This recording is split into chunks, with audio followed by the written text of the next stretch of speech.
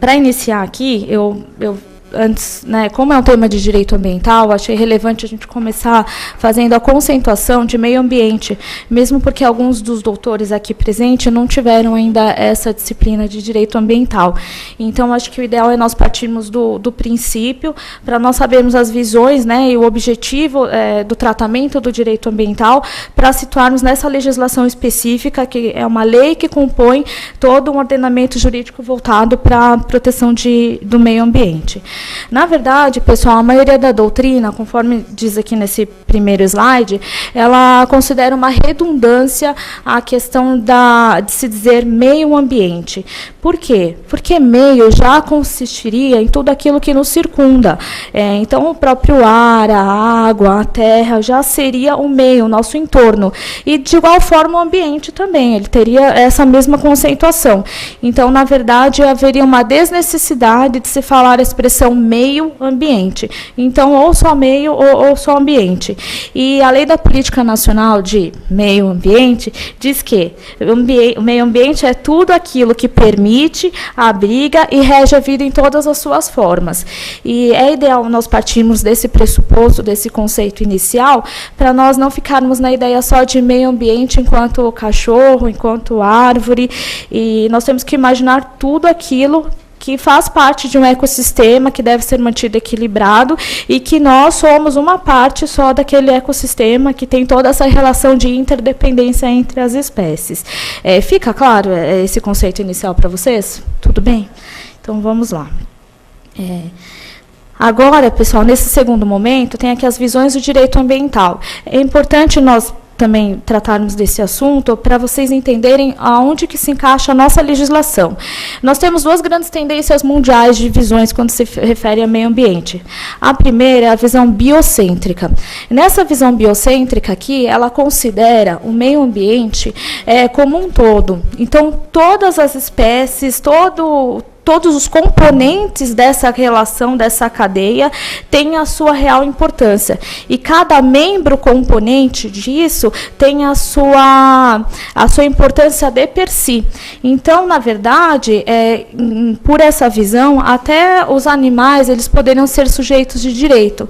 Então, proteger-se-ia o meio ambiente por conta da importância intrínseca que cada um tem nessa cadeia, nessa infraestrutura como um todo. Já a visão antropocêntrica, ela se contrapõe à biocêntrica no sentido de que ela diz assim, olha, apesar de nós termos toda uma estrutura, né, uma cadeia formada, tudo deve ser feito, a preservação deve ser feita em prol do homem, então, para garantir a vida humana. Então, não se preserva o meio ambiente por conta da importância de per si, de cada um daqueles componentes do meio ambiente. Não se preserva a questão do bem ambiental pela condição, pela característica e pela importância dele próprio, mas sim para garantir a sobrevivência da vida humana. Então, como diz aqui, o homem é o centro e o objetivo da preservação ambiental. Então, o homem ele tem responsabilidade com o ambiente, mas responsabilidade no sentido de quê? De que a preservação seja feita para que ele seja o próprio favorecido no final, que as próximas gerações, né, humanas, elas tenham a garantia de assegurada, né, que a vida seja assegurada, a preservação da vida. Então, nessa segunda visão, só o homem pode titularizar direitos. E a nossa legislação ela acompanha essa visão antropocêntrica, na medida em que consta no Código Civil que quem pode titularizar direitos, pessoal, tem toda uma série de requisitos. E o primeiro requisito é que seja pessoa física. E mesmo a pessoa física, ela tem que ser dotada de uma série de requisitos, né? Tem que ter capacidade civil, tudo, para poder titularizar esses direitos. Então, vamos lá. Por essa visão aqui, eu dizendo para vocês que o homem, né, na antropocêntrica, é o centro da preservação ambiental e que, nessa medida, só ele pode ser o titular de direitos, e eu dizendo para vocês que a nossa legislação acompanha essa visão, já dá para vocês terem uma noção do que a gente vai tratar daqui em diante. Entretanto, o objetivo do direito ambiental é justamente tentar compatibilizar. Puxa vida, se o homem é titular desse direito e ele faz a preservação do meio ambiente sempre buscando um retorno, né, da sua própria sobrevivência, a gente precisa, então, de uma legislação que discipline isso, como que vai funcionar, e é para isso que vem o direito ambiental, para tentar assegurar as duas coisas. Então, tanto o desenvolvimento humano, seja ele em todos os aspectos, o desenvolvimento no campo social, no campo econômico, no campo tecnológico, né, ou da questão da evolução das áreas de medicina, biomédica, farmacêutica, e também, ao mesmo tempo, tentar garantir, né, o meio ambiente ecologicamente equilibrado, né, a preservação do meio ambiental. E isso daqui é o que nós chamamos de desenvolvimento sustentável. Então, o foco do desenvolvimento sustentável é conseguir assegurar isso, esse equilíbrio. Ao mesmo tempo que você garante o desenvolvimento humano, você assegura, de alguma forma, a preservação do meio ambiente. Tudo bem? Vamos lá. O direito ambiental no Brasil.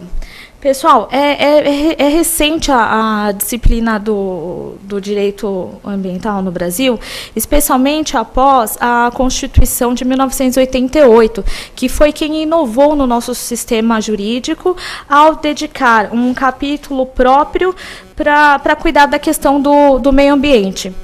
Diz ali no artigo 225 que todos têm direito ao meio ambiente ecologicamente equilibrado, bem de uso comum do povo e essencial à sadia qualidade de vida, impondo-se ao poder público e à coletividade o dever de defendê-lo e preservá-lo para as presentes e futuras gerações.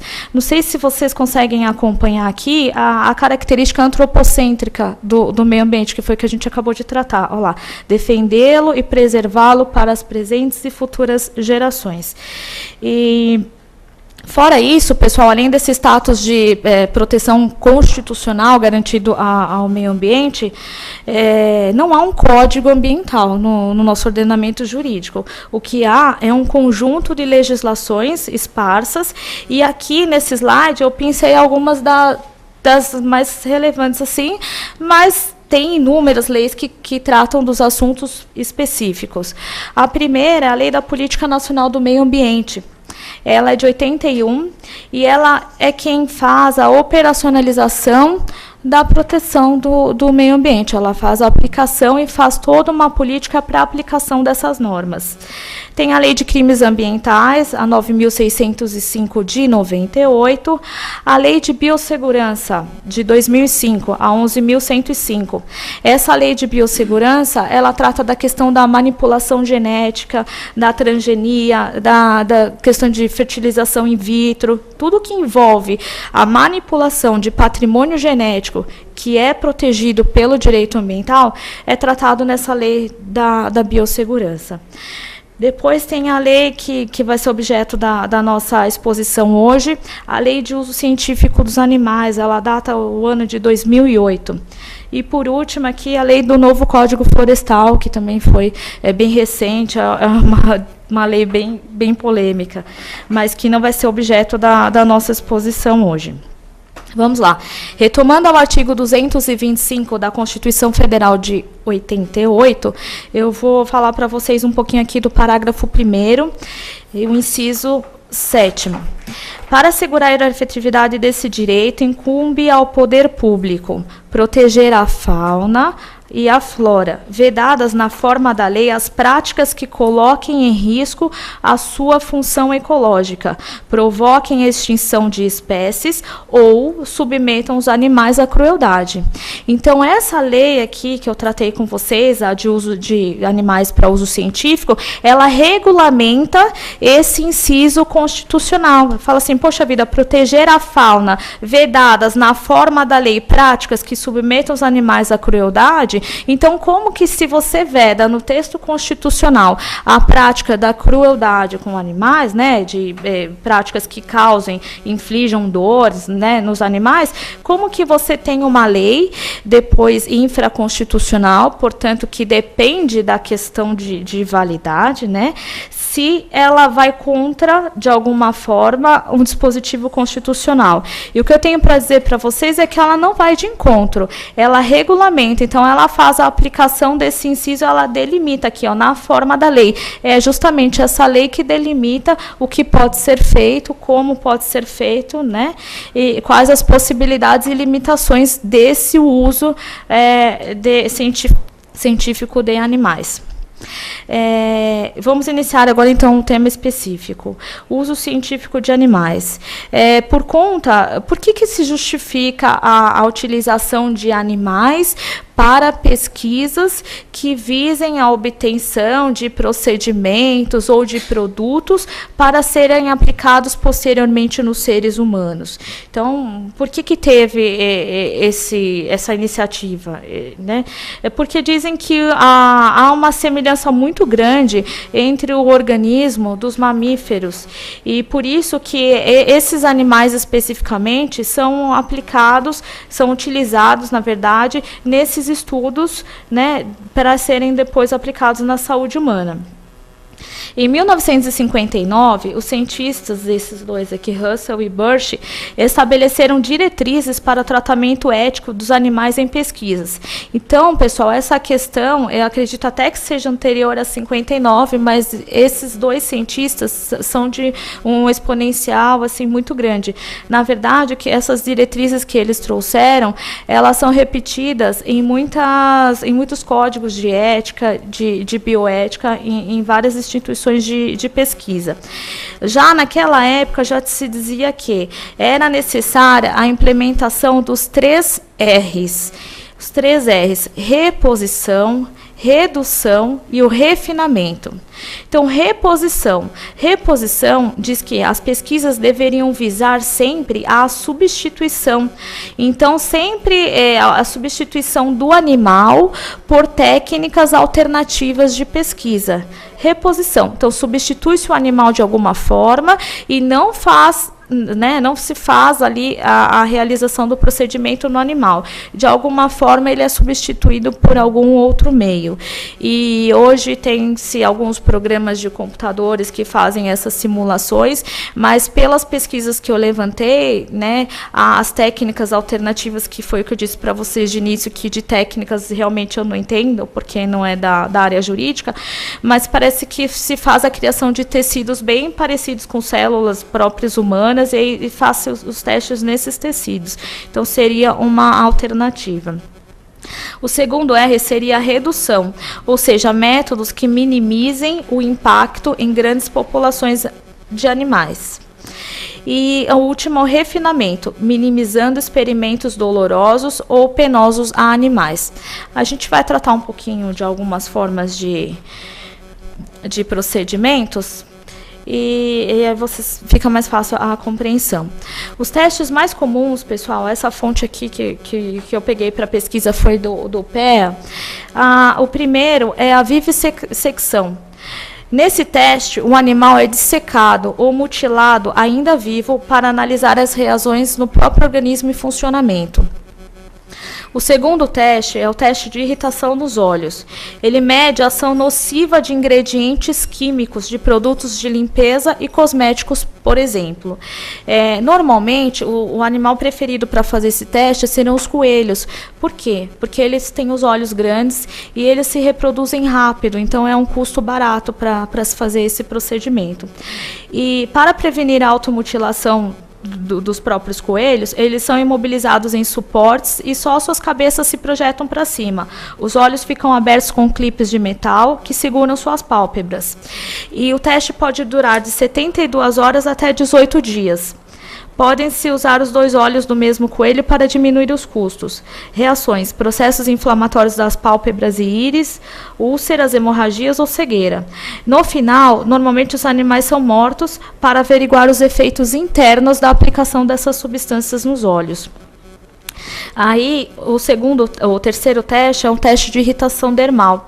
Nesse daqui, imobiliza-se o animal e substâncias são aplicadas na sua pele raspada.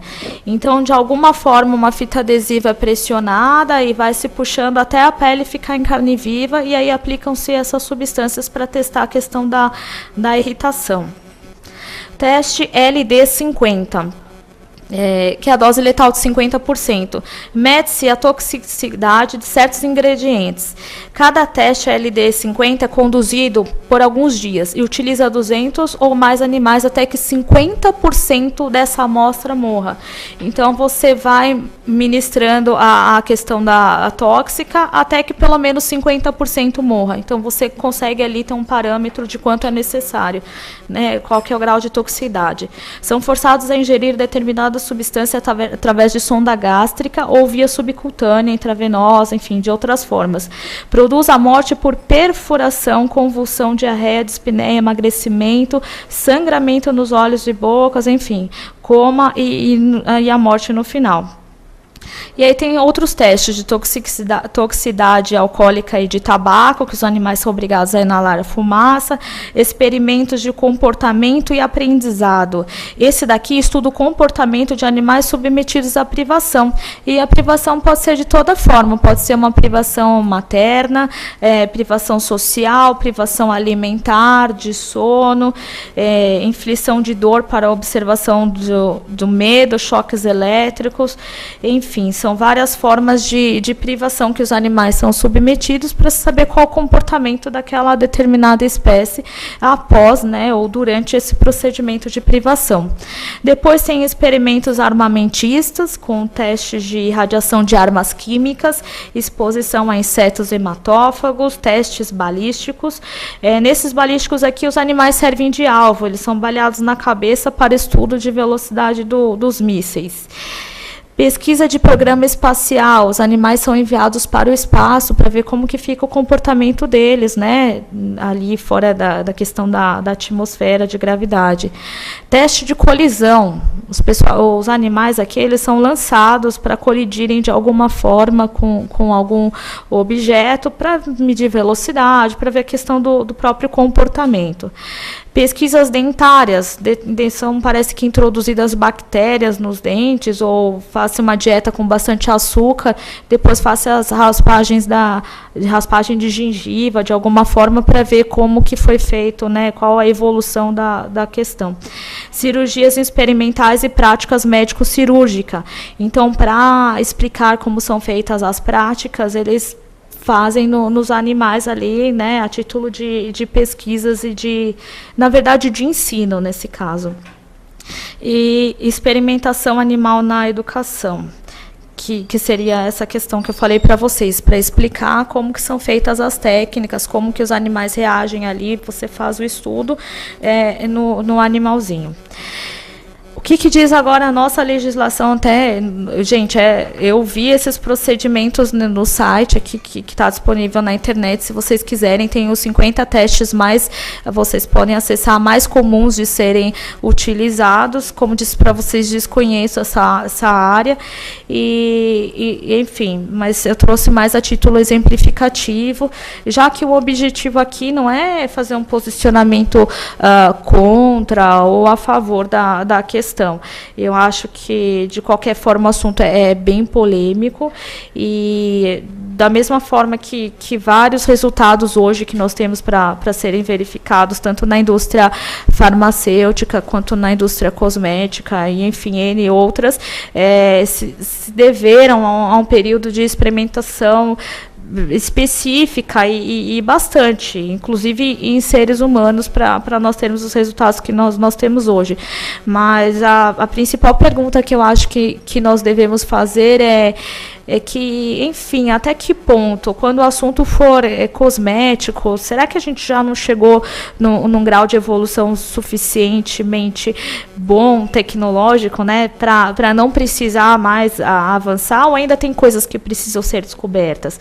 Agora, e a questão da saúde? A gente tem algumas doenças aí, duas principais, eu acho que não tem ainda uma cura comprovada. A gente tem uma mitigação dos sintomas, né, da evolução da doença, mas a gente ainda precisa de alguns procedimentos para testar medicamentos e eventualmente chegar na descoberta da cura.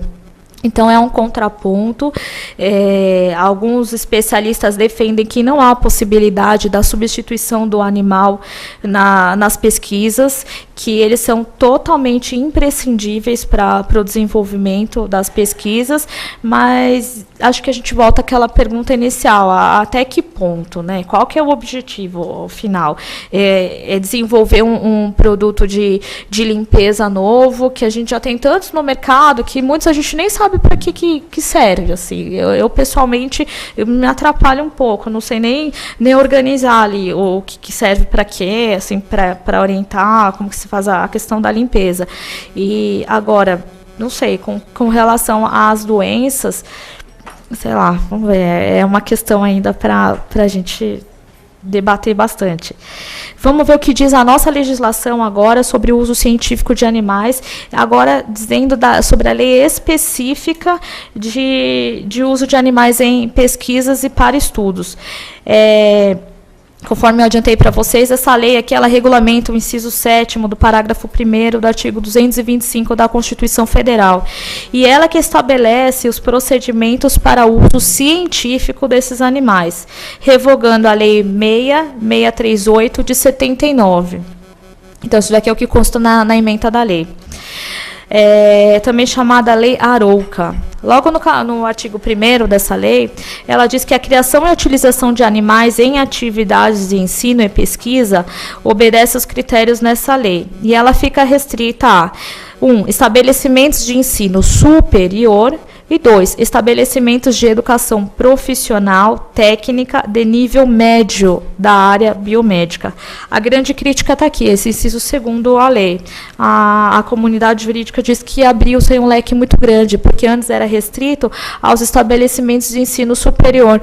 No advento da lei anterior, a lei de 79, só poderiam ser feitas essas práticas por estabelecimentos de ensino superior.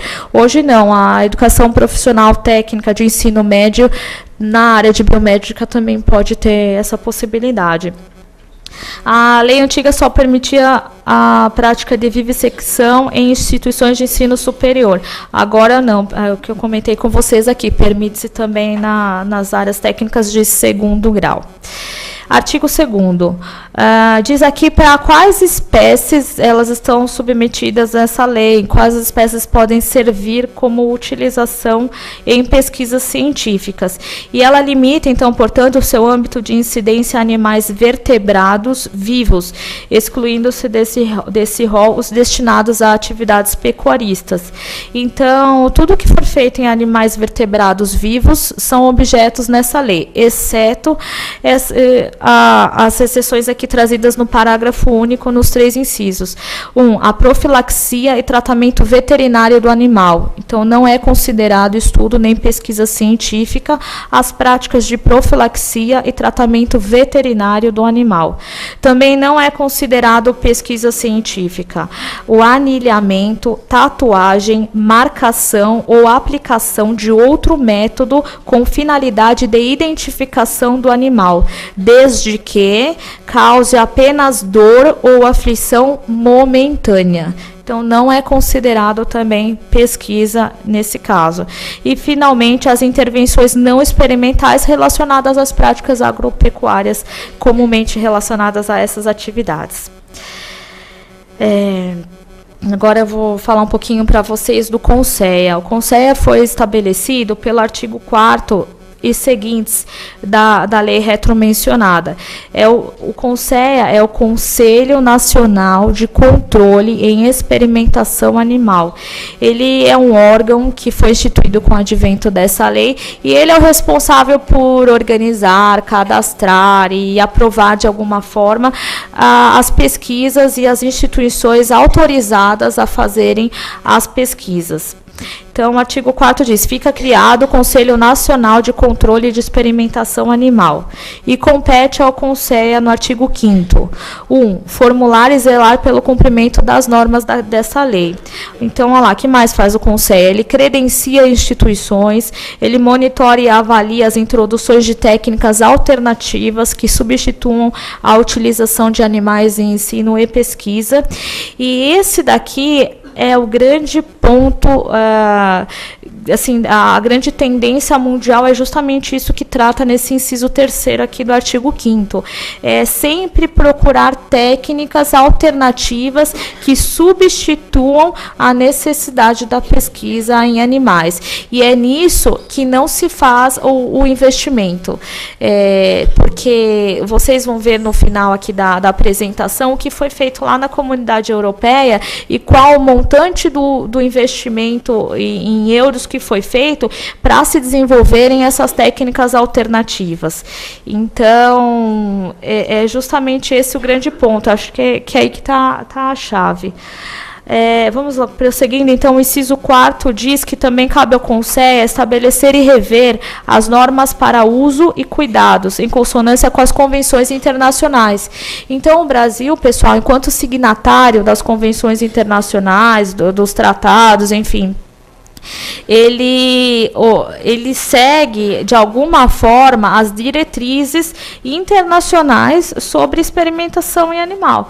Então, cabe ao Conselho justamente fazer essa comparação, o que o Brasil assinou ali fora, mundialmente falando, e o que de fato está sendo aplicado aqui no nosso ordenamento jurídico. O inciso 5 diz técnicas para instalação e funcionamento de centros de criação de biotérios. E aqui também tem outro ponto importante. As instituições de pesquisa, além delas fazerem os testes, né, os usos dos animais, elas podem fazer a criação dentro da própria instituição dos animaizinhos. Então, elas fazem a própria reprodução dos animais, elas têm essa permissão. E isso também tem que ser fiscalizado por esse Conselho Nacional. Também cuida das normas de credenciamento e é função dele manter o cadastro atualizado dos procedimentos do ensino e das pesquisas realizadas ou em andamento no país. Por que ele tem que manter esse cadastro atualizado, pessoal? Porque, que nem nós vamos ver aqui no final da exposição, existe uma responsabilização nos 3 âmbitos, tanto no âmbito penal, quanto administrativo, quanto na área civil, dos que fizerem ou extrapolarem de alguma forma as limitações impostas pela lei. Então, esse cadastro é importante para se apontar, eventualmente, os responsáveis e os institutos e os pesquisadores responsáveis pelos deslizes eventualmente cometidos. Vamos lá. Como que é a formação desse conselho? Ele é constituído, então, de 3 grandes órgãos. Um é o plenário, as câmaras permanentes e temporárias, e o terceiro é uma secretaria executiva. Ele é presidido pelo ministro do Estado da Ciência e Tecnologia e é integrado por um representante de cada um dos órgãos a seguir. Então, tem um representante do Ministério da Ciência, Tecnologia, da Educação, do Meio Ambiente, da Saúde, da Agricultura, Pecuária e Abastecimento. Tem também um integrante do CNPq, o Conselho Nacional de Desenvolvimento Científico e Tecnológico. Por que, gente, tem essa integrante do CNPq?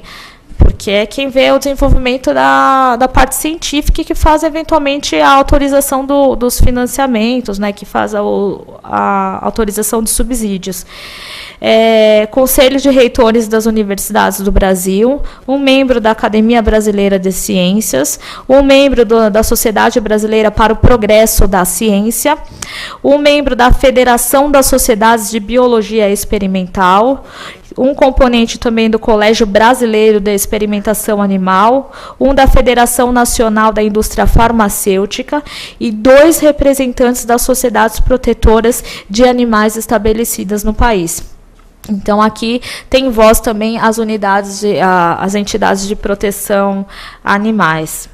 E aqui eu achei algumas críticas durante a minha pesquisa, dizendo que não tem, às vezes, esses representantes, porque as próprias sociedades de proteção animal, elas se recusam a fazer parte desse conselho. Vamos lá. Fora esse Conselho Nacional aqui, que a gente tratou até agora, a lei também trouxe no artigo 8º a instituição das comissões de ética no uso de animais, que são as CELAS. é condição dispensável para credenciamento das instituições com atividades de ensino ou pesquisa com animais, a constituição prévia de comissões de ética de uso animais. Então, dentro de cada uma dessas instituições de pesquisa, tem que haver uma comissão de ética. Essa comissão de ética, ela vai ter um médico veterinário e biólogo, um docente e pesquisador na área específica e também um representante das sociedades protetoras de animais, também legalmente estabelecidas no país.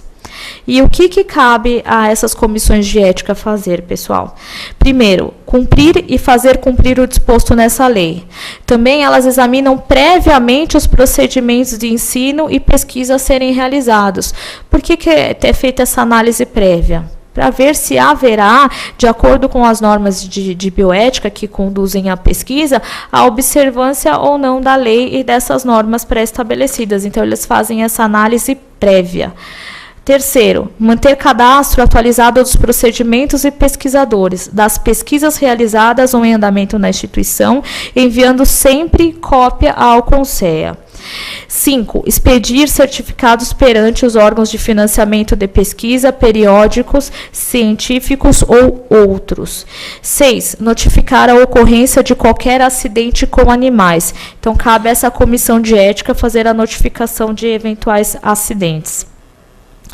Quais os procedimentos, então, que a lei permite, né, e de que forma são feitos esses estudos com os animais? O artigo 14 é quem traz isso para a gente, né, nos seus parágrafos, e diz que o animal só poderá ser submetido a intervenções recomendadas em protocolos de experimentos. Parágrafo 1º. O animal será submetido à eutanásia em obediência às prescrições pertinentes em cada espécie. Então, pelo que eu entendi, cada espécie tem uma forma de eutanásia prevista em algum protocolo, né, médico, veterinário. E, então, ao final do experimento, o animal ele é morto. Sempre que encerrado o experimento ou em qualquer uma de suas fases for tecnicamente recomendado aquele procedimento, o da eutanásia, ou quando ocorrer intenso sofrimento. Excepcionalmente, não vai ter eutanásia aqui, conforme o parágrafo 2º, os animais eles não serão submetidos à eutanásia e eles poderão sair do biotério, desde que destinados a pessoas idôneas ou entidades protetoras de animais que por eles queiram se responsabilizar. Parágrafo 3º. Sempre que possível, as práticas deverão ser fotografadas, filmadas ou gravadas. Por quê, pessoal? Para evitar a necessidade de repetição daqueles procedimentos. Então, se você tem uma finalidade de estudo, de uma função didática daquele experimento, esse experimento ele é filmado, eventualmente uma reprodução daquela filmagem pode substituir a repetição daquela prática. O outro procedimento, parágrafo 4º. O número de animais utilizados e o tempo de duração será o mínimo indispensável para produzir um resultado conclusivo, poupando-se ao máximo o animal do sofrimento. Então, tanto o número de animais submetidos àquele experimento, quanto o tempo de experimentação é a orientação da lei que seja o mínimo possível para que se chegue a um resultado conclusivo. Parágrafo 5º. Experimentos que possam causar dor ou angústia desenvolver-se-ão sobre sedação, analgesia ou anestesia adequadas. Então, se aquele procedimento causa dor, deve haver a aplicação de uma sedação ou de uma anestesia adequada. Só que alguns experimentos, como, por exemplo, esses tratados aqui no parágrafo 6º, são procedimentos com objetivo no estudo dos processos de dor. Então, não dá para se suprimir a dor se você, eventualmente, está fazendo um procedimento para ver como fica a questão da reação da dor.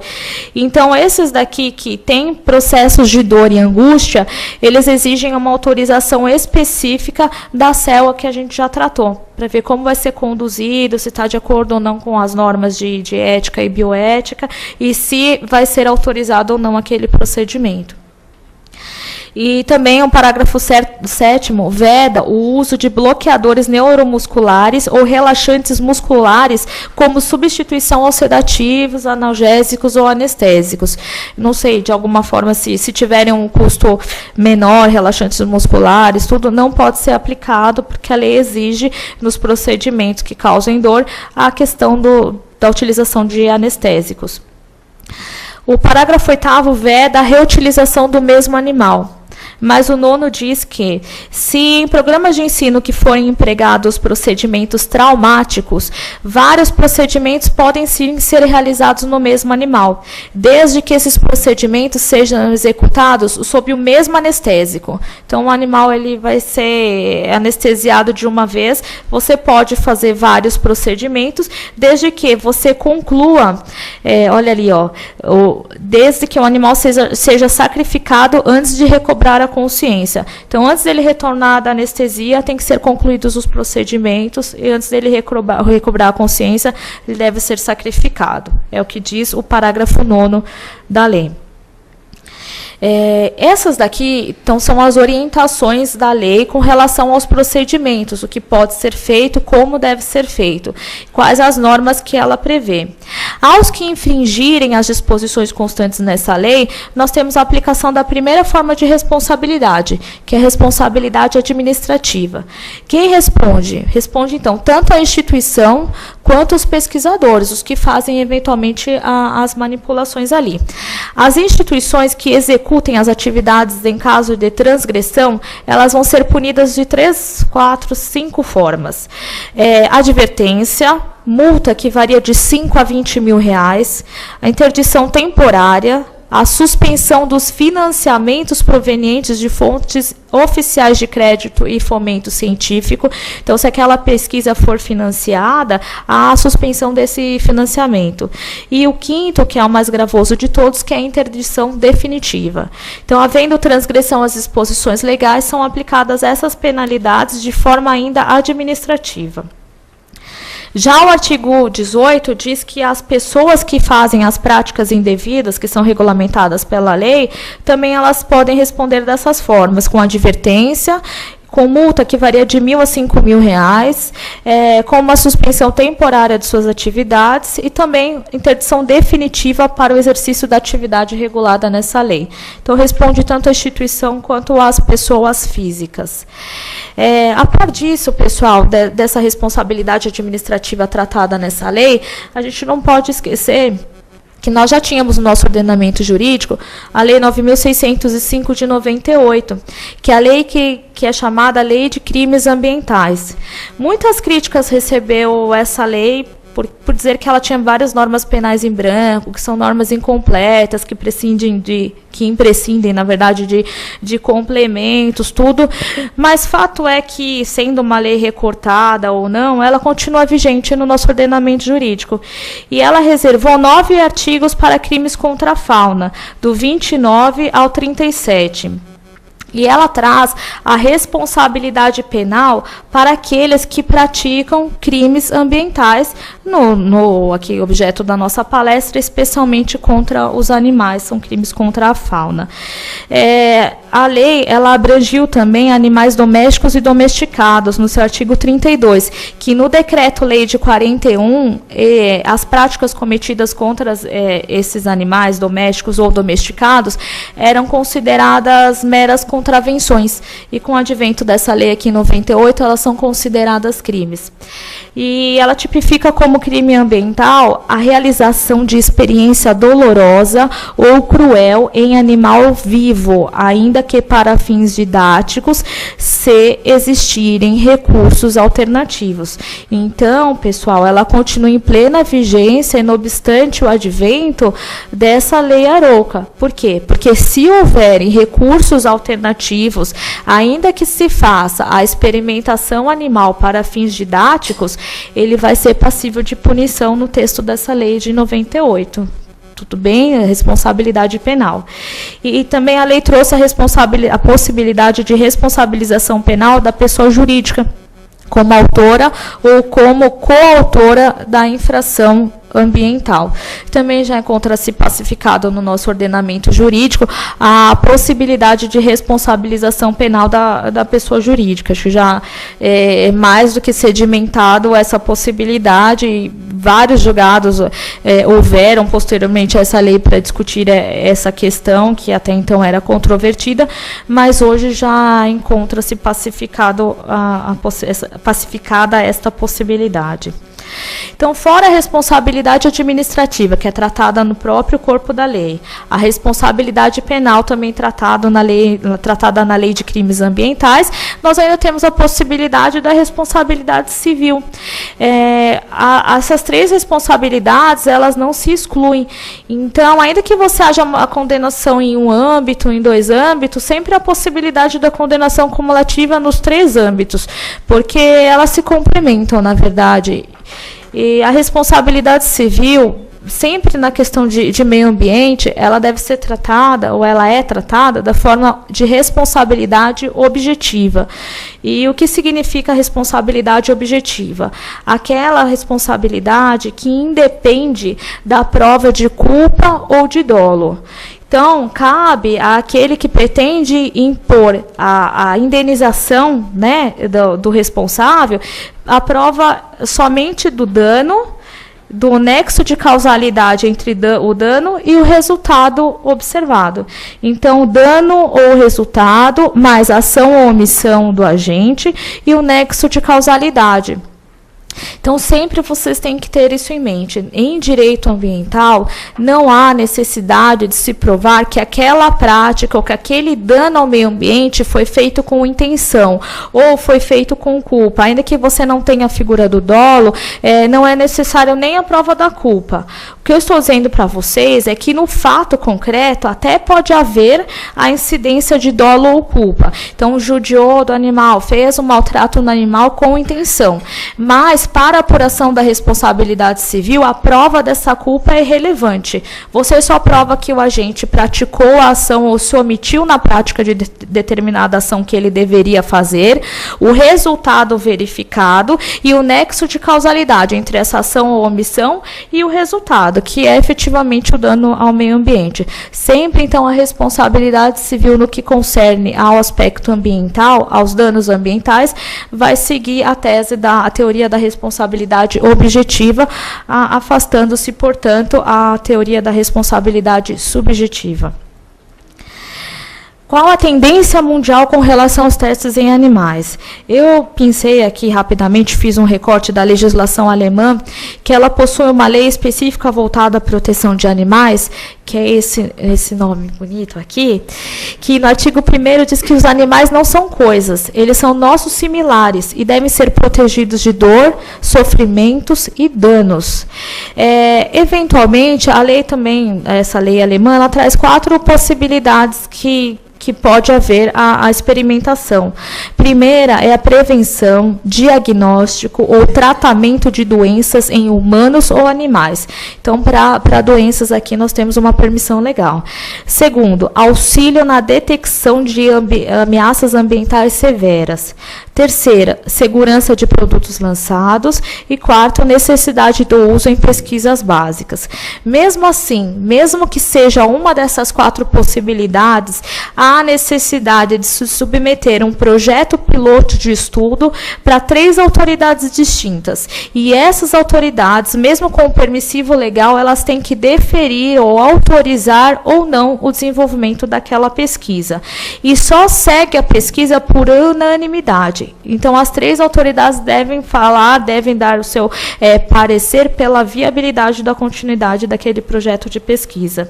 E tem que dar as justificativas com bases bioéticas, senão não avança. Deixa eu ver aqui, também com relação à União Europeia. O dia 11 de março de 2013 é conhecido como o fim do sofrimento animal para fins cosméticos na União Europeia. Então, nessa data aqui, a partir desse momento, não se permitiu mais testes em animais para os produtos comercializados dentro da União Europeia, produtos cosméticos. Essa essa diretiva baniu completamente a experimentação animais para fins cosméticos, mesmo que tais experimentos sejam conduzidos em algum ingrediente da fórmula final do produto. Então, nem após a formulação final do produto pode ser testada em animais.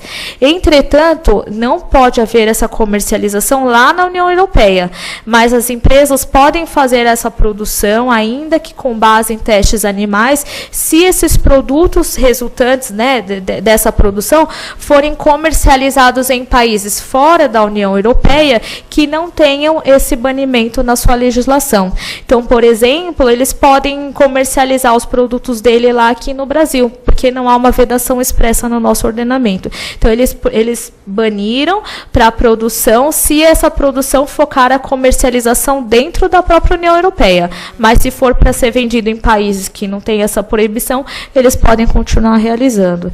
E aqui é o investimento que foi feito. Esses estudos aqui, para se chegar nesse grau de banimento geral, eles se iniciaram em 1993. E o investimento foi superior a 238 milhões de euros nas pesquisas.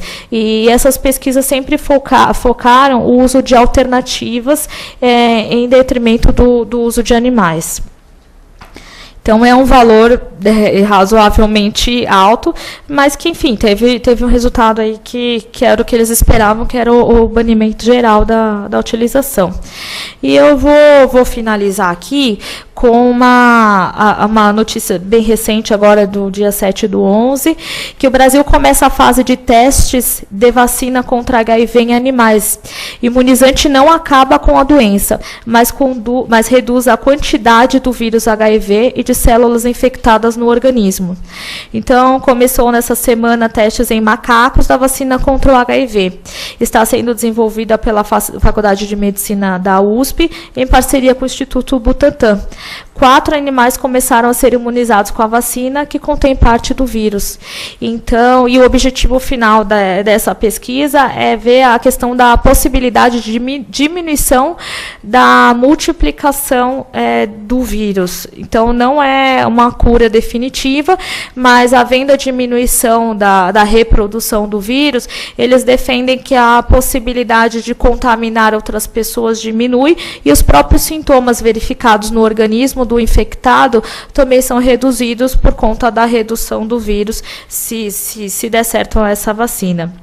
E o pesquisador defende o uso de animais nos experimentos. Ele diz que não é possível substituir um teste com animais por um teste de cultura ou um teste de laboratório mais simples, pois o testes em animais vai observar a repercussão de uma nova vacina ou uma nova droga no organismo inteiro, argumentou.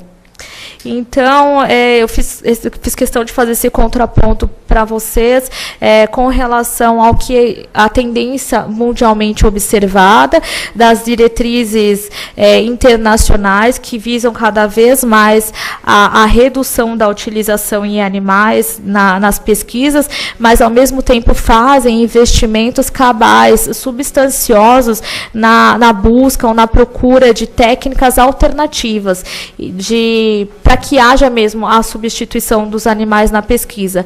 E o que ainda continua acontecendo no nosso país, ainda mais com o advento dessa lei recente aqui de 2008.